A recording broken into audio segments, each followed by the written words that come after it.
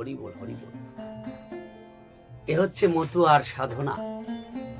অনেকে বলে মতুয়ার কোনো সাধনা নেই, মতুয়ার কোনো সাধন ভজন লাগে না, কোনো কিছু নাই। তাহলে এই যে শিঙা, এই শিঙাটা কি? এই শিঙা হচ্ছে উচ্চ পর্যায়ের প্রাণায়াম। অনেকে বলে সাধন ভজন কিছু নাই, কিছু নাই। আমি বলবো মতুয়া, এই মতুয়া আদর্শের মধ্যে আমার হরিচাঁদ ঠাকুর প্রবর্তিত মতুয়া মত পথ আদর্শে অনেক কিছু আছে, অ্যাডভান্স লেভেলের অনেক কিছু আছে। যারা বলে সাধন ভজন নাই, কিছু নাই, আমি বলবো এমন ভাবে ঢুকিয়ে রেখেছে না এই সাধন ভজন গুলো, কেউ টের পাবে না, অথচ অনেক কিছু তার হয়ে যাবে। মতুয়ার সাধনা গুরুত্বপূর্ণ গুরুত্বপূর্ণ অনেক সাধনা আছে এমন, যেগুলো আদতে সহজ মনে হবে না সেটা সাধনা, কিন্তু সাধনা।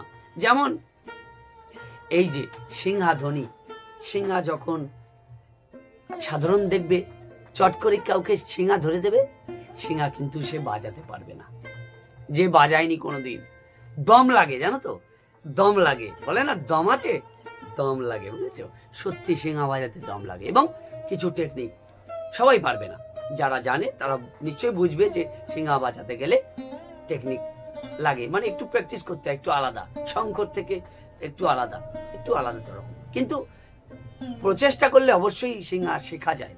কিন্তু এই সিংহা এটা একটা উচ্চ পর্যায়ের প্রাণায়াম, শ্বাস প্রশ্বাসের গতির প্রাণায়াম।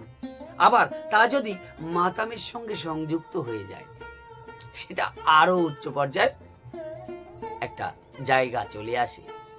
যখন শব্দ তরঙ্গের মধ্যে দিয়ে একটা নির্দিষ্ট তালে ছন্দে যখন এই সিংহাধ্বনি একজন সাধক, যে এই সিংহাধ্বনি সিংহা বাজায়, সে একজন সাধক, সেই সময় সাধনা করছে, সে নিজে জানে না, সে জানে সে সিংহা বাজাচ্ছে, কিন্তু সে সাধনা করছে।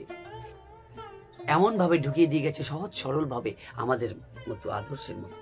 কিন্তু এই সিংহা কিন্তু আগের থেকে অন্যান্য যারা সাধন ভজন করে তাদের মধ্যেই সিংহাধ্বনি আছে, কিন্তু মতুয়ারা এটাকে নিয়েছে কেন, এটা বুঝতে হবে। সাধন ভজনের একটা জায়গা, এরকম আরো অনেক কিছু আছে মতুয়া আদর্শের মধ্যে, যেগুলো অজানা আমাদের, আমরা জানি না, আমরা বুঝি না, আমরা মানতে চাই না যে মতুয়ার মধ্যে অনেক কিছু আছে, অনেক সাধন ভজন, অনেক কিছু আছে। ডাইরেক্ট কুণ্ডলিনী শক্তির সঙ্গে চাপ পড়ে, ডাইরেক্ট কুণ্ডলিনী শক্তিতে চাপ পড়ে।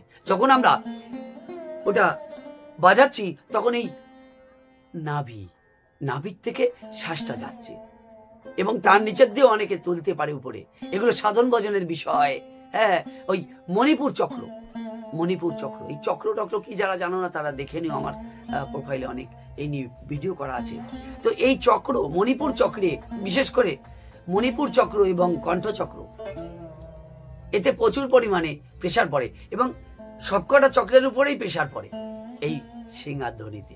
যখন মাতামের সঙ্গে মাতাম হয়, ডঙ্কা কাশি কীর্তন হয়, তখন যখন এই যে সিংহাধ্বনি করা হয়, প্রত্যেকটা চক্রে এর সমানভাবে হিট করে গিয়ে।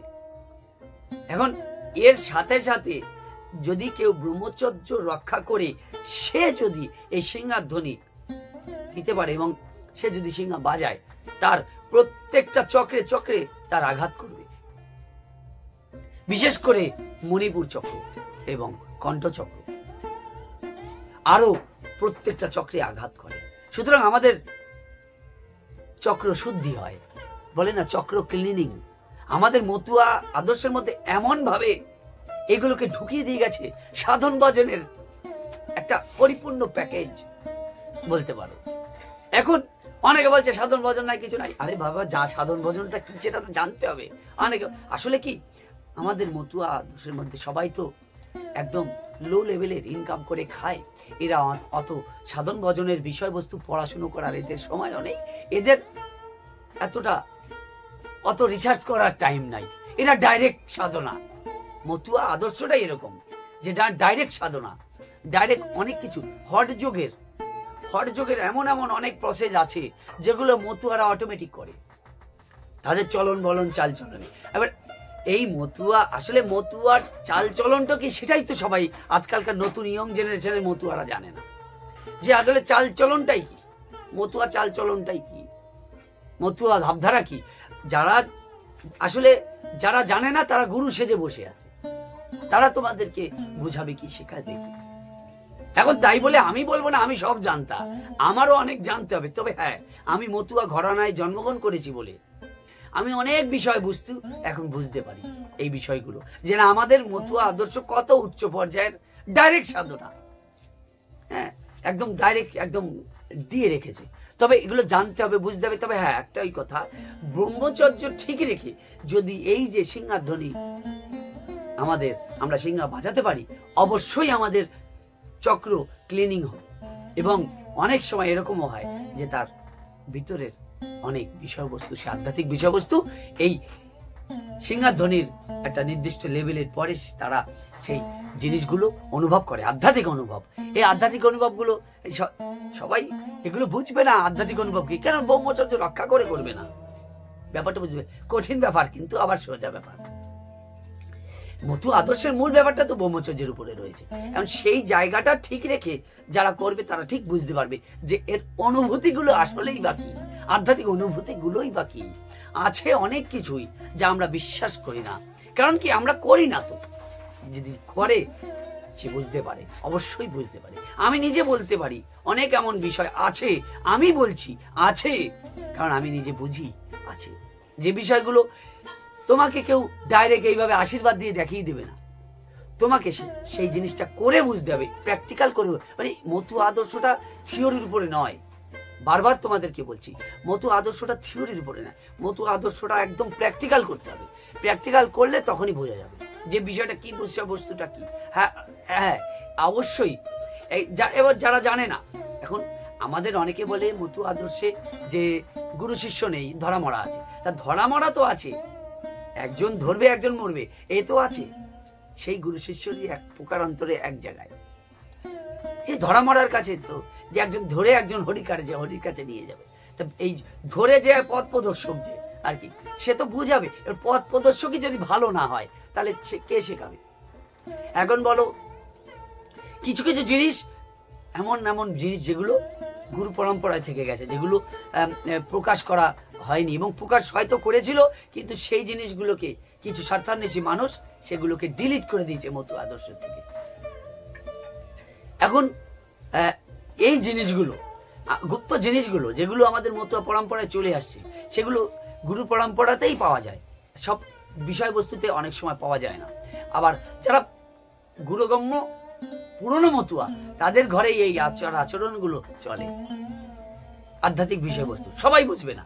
আমি যেহেতু মতুয়া ঘরানায় জন্মগ্রহণ করেছি, সেই জন্যই আমি ভাগ্যবান বলবো যে আমি একজন ভাগ্যবান মতুয়া ঘরে জন্মগ্রহণ করেছি, যে কিছু বিষয়বস্তু যেগুলো সাধারণ মানুষের ভাবনা চিন্তার বাইরে, সেগুলো আমি অটোমেটিক বংশ পরম্পরায় সেটা আমি বুঝতে পেরেছি, এবং বুঝে আমি আরেকটু বেশি করে বোঝার চেষ্টা করে যে এর প্রতি শ্রদ্ধা ভক্তি আমার অনেক গুণে বেড়ে গেছে, যার ফলে আমি আজকে তোমাদের সামনে এই কথাগুলো বলতে পারছি। কারণ এই বিষয়বস্তুগুলো খুব গভীর বিষয়বস্তু। তাই আমি বলবো যে মতুয়া আদর্শের মধ্যে অনেক কিছুই আছে যেগুলো আমাদের অজানা। এই অজানা জিনিসগুলোই আমরা চেষ্টা করব জানার। আর যারা বলবে তাদের অনেকে বিশ্বাস করবে না। আমি বলবো বিশ্বাস না বিশ্বাস তোমার ব্যাপার, কিন্তু যারা প্র্যাকটিক্যাল করেছে, যারা প্র্যাকটিক্যাল নিয়ে বোঝে, যারা থিওরির উপর ক্লাস করে না, যারা প্র্যাকটিক্যাল সাধন ভজনার ক্লাস করে, তারা বুঝবে আমি কি কথাগুলো বলছি। আর যারা থিওরি নিয়ে শুধু বই পুস্তক ঘাটছে, তারা এর এক কানা করে কিছু বুঝবে না, কি বলছি চক্র টক্র কি বলছে এইসব বুঝবে না তারা। তাই সকলকে বলবো প্র্যাকটিক্যালে যাও, এবং নিজেদের যে বদ্ধমূল ধারণা যে না ওই গ্রন্থের মধ্যে যা লেখা আছে তাই, এবং প্র্যাকটিক্যাল আর কিছু নেই, এই ধারণার থেকে আস্তে আস্তে আমাদেরকে বেরিয়ে এসে প্র্যাকটিক্যাল হতে হবে।